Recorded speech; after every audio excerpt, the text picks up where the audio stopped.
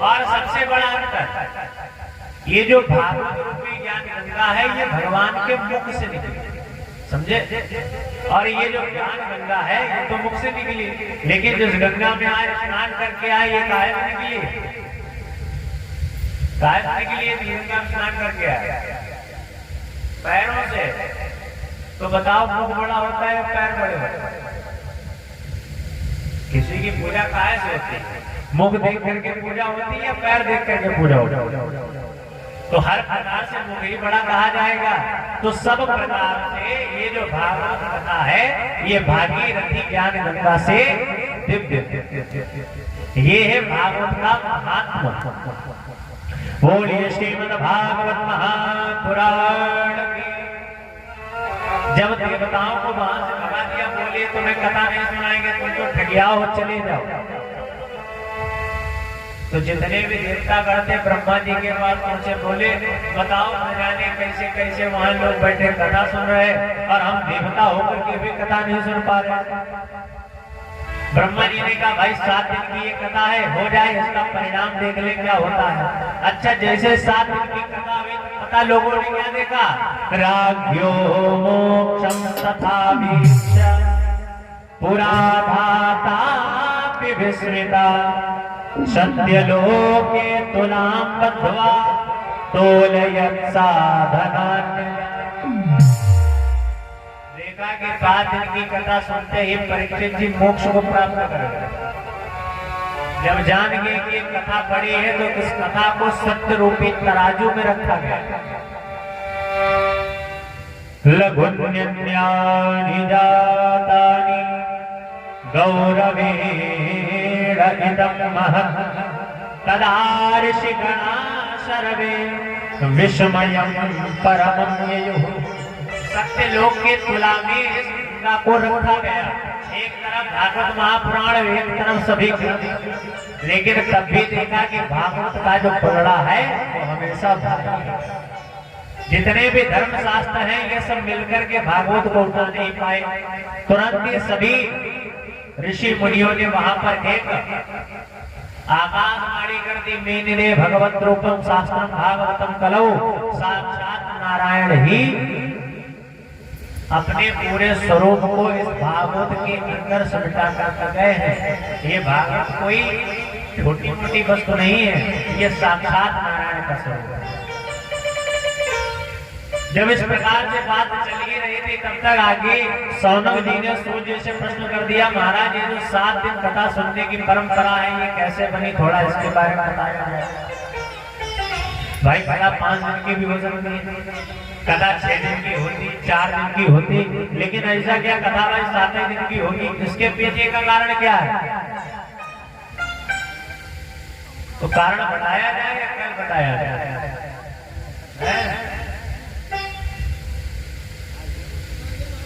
आज ही सुनाई सुनो। सौनक जी ने सूर्य से कहा कि महाराज ये जो 7 दिन कथा सुनने की परंपरा है आखिर किसी न किसी ने तो पहले कार्य किया हो, तभी तो हमें भाई आगे चल करके जो हमारे पूर्वज करते आए यही तो हमें मिला। सूर्य जी ने कहा कि ये जो 7 दिन सुनने की परंपरा है ये नारद जी ने प्रारंभ कर दी। अच्छा अब क्यूरियोसिटी और बढ़ गई। पहले तो ये समझ में आ रहा था 7 दिन की ये जो परंपरा है ऐसे ऐसे होगी, लेकिन जब पता चला नारद जी के द्वारा चालू है तब तो और ज्यादा उत्कंठा बढ़ गई और ज्यादा जिज्ञासा बढ़ गई, क्योंकि नारद जी तो ऐसे ऋषि हैं जो 2 मिनट में ज्यादा नहीं टिकते ही नहीं। भाई तरह बसंत है तो 7 दिन एक जगह पर बैठ करके नारद जी ने कथा कैसे सुनी? सोच लो, जो नारद जी बचपन से लेकर के जवानी तक इधर उधर घूमते ही रहे, लेकिन भागवत की कथा को सुनने के लिए 7 दिन तक जगड़ गए, तो बताओ हम और आप 4-5 घंटे नहीं बैठ सकते? बैठ सकते कि नहीं? बताया एकदा ही विशालाया चत्वार ऋषयो मलः शतसंगार्थं समायाता ददृशुस्तत्र नारद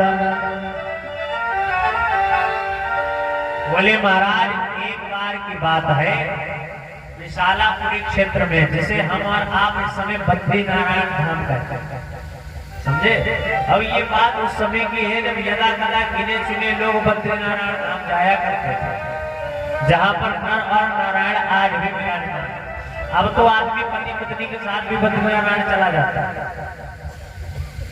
पहले पूरे शहर में, पूरे प्रदेश में एक जो ऐसे व्यक्ति हुआ करते थे जो बद्री नारायण जा पाते थे, और जो वहां चले जाते थे फिर लौट करके कोई नहीं आता था, सब नारायण में ध्यान लगा करके वहीं भगवान के हो जाया करते।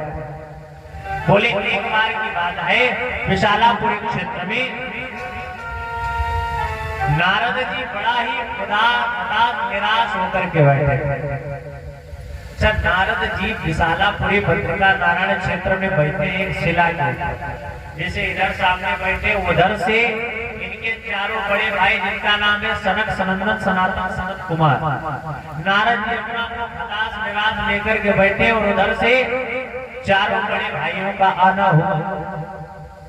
अच्छा, जैसे दूर से उन्होंने नारद जी को देखा तो नारद जी से प्रश्न किया, कथम ब्रह्मणधीन मुखः कुतश्चिन्तातुरो भवा त्वरितं गम्यते कुत्र कुतश्चागमनं तव। बोले कथम ब्रह्मणधीन मुखा, आखिर तुम्हारा ऐसा क्या करोड़ों का धन चला गया जो तुम मुंह उतार करके बैठे। जैसे अकाउंट में लाखों रुपए पड़े और अचानक से गायब हो जाए तो देखो मुंह कैसा बंदर ऐसा आदमी का मुंह हो जाता है अगर करोड़ों रुपए गायब हो जाए।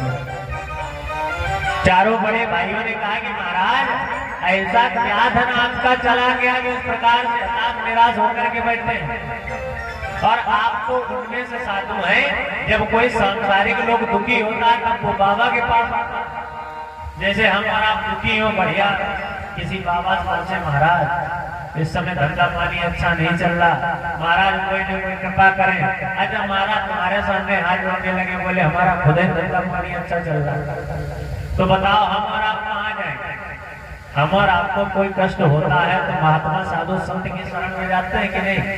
और जब संत ही दुखी बैठा हो तो बताओ हम और आप कहाँ जाएं?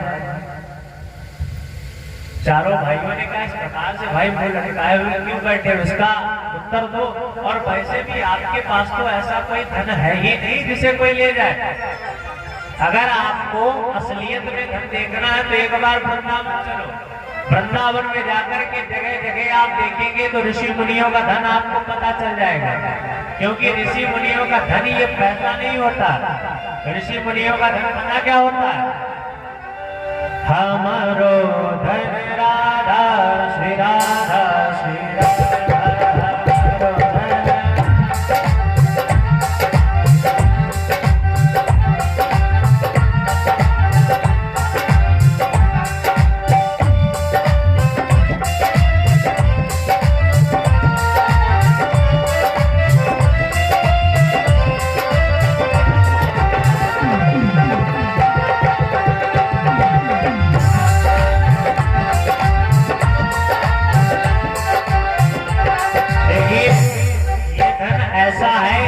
कोई चुरा नहीं सकता, तो आप भी इस धन को अपना बनाए।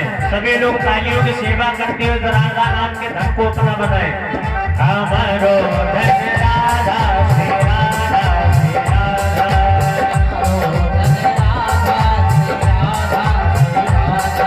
परम धन राधा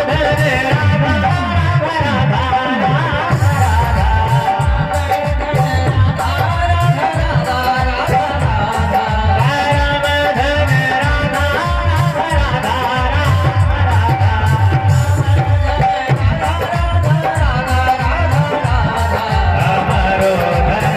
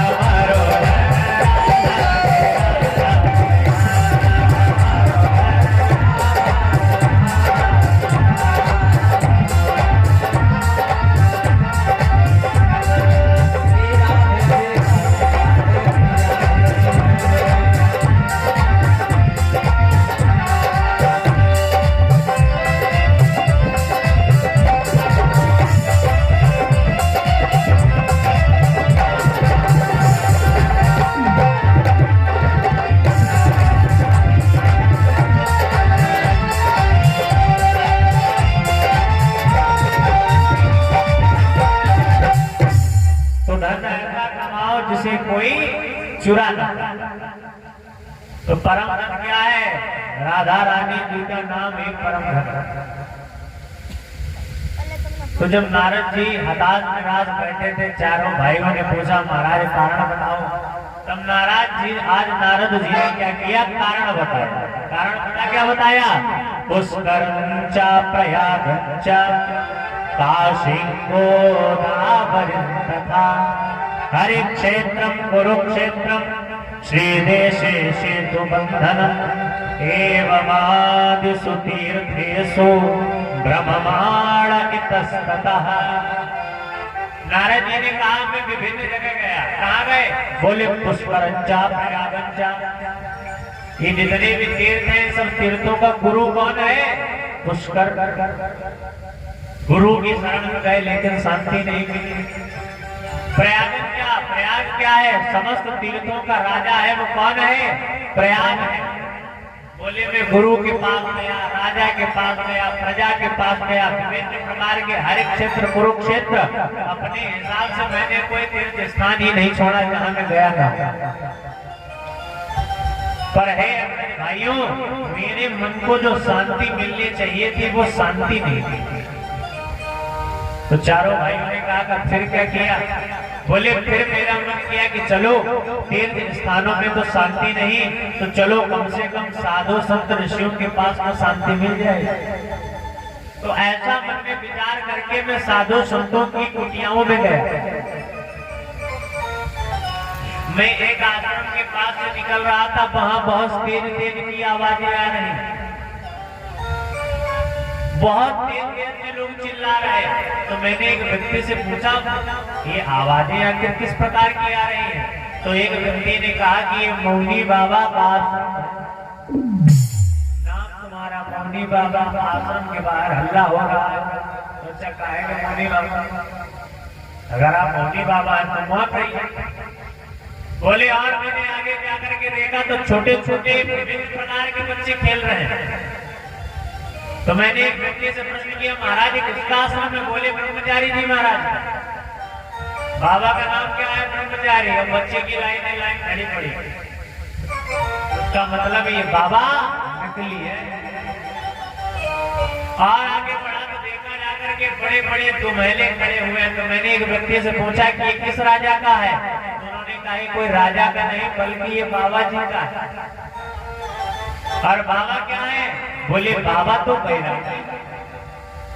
और बाबा बैरागी और महल बड़े बड़े बना करके खड़े हैं, तो इसका मतलब कि बाबा का जो ठिकाना है वो सही नहीं। बोले जब विभिन्न प्रकार से मैंने देख लिया कि तीर्थों पर भी मुझे शांति नहीं मिली, बाबाओं के यहाँ शांति नहीं मिली, तो मैंने मन में विचार किया कि चलो चलते हैं गृहस्थों के घर में, क्या पता हमें शांति मिल जाए। ऐसा मन में विचार करके इस दुनिया में रहने वाले गृहस्थों के भी घर में गया। और वहां जाकर के नारद जी ने पता क्या देखा? तरुणी प्रभुता की है श्याल को बुद्धिदायक कन्या विक्रयणो लोभा दंपती कल्पनम। क्या बताया गया? तरुणी प्रभुता के है श्याल को बुद्धिदायक। जब तक बेटी की शादी नहीं हुई थी तब तक तो मामला ठीक था। बेटे की शादी जैसे हुई थी जितनी भी चाबियां थी सब सासू माँ से ट्रांसफर होकर के बहू के पास आता। घर में केवल देवी जी के चलावा है, देवी जी जो कहेंगी वही होगा। देखिए यहाँ से जो कोई बात कही जाएगी किसी स्पेशल व्यक्ति के लिए नहीं, चाहे वो हमारी देवी जी हो चाहे वो तुम्हारी देवी जी। यहाँ से जो बात है वो सबके लिए बताई जाएगी। तो घर में किसका चलावा? घर में मात्र देवी जी की चलती है, जो देवी जी कहेंगी वही होगा। बोले दूसरा कार्य क्या है? बोले श्याल को बुद्धिदायक। बोले अगर घर में कोई प्रोग्राम करवाना, चाहे सत्यनारायण कथा हो, चाहे भागवत की कथा हो, चाहे छोटा अनुष्ठान हो, चाहे बड़ा कार्य हो, तो ससुराल को ढोल लगा करके साले साहब को बुलाया जाएगा। बोले बताओ ये कार्य किया जाए या ना किया जाए? तो यहाँ पर अगर कोई किसी का साला हो तो बुरा ना मानना, हम भी किसी के साले और हमारा भी कोई साला। तो किसी भी कार्य को करने के लिए साले को बुलाया जाता है। और एक कहावत अपने यहाँ चलती है, दीवार बिगाड़ा आले ने और घरबार बिगाड़ा साले ने। दीवार बढ़िया और बीच में माला कटवा दो, देखो दीवार कैसी लगी। तो आज नारद जी ने बताई, इतनी विडंबना देखी। मैं और आगे बढ़ा, मैंने पता क्या देखा, कन्या विक्रेणो लोभान दंपतीनां जगलगनम। आजकल संबंध नहीं, अभी तो सौदे हो रहे हैं। जैसे कि हमें अपनी बिटिया का विवाह आपके लड़के के साथ करना, तो आपने कह दिया भैया 10 लाख रुपया चाहिए, फॉर्चुनर चाहिए, अगर हमारी हैसियत है तभी हम विवाह करते। तो ये संबंध कहाँ, ये तो सौदा हुआ, जहाँ पर सौदा पट जाए वहीं पर विवाह हुआ।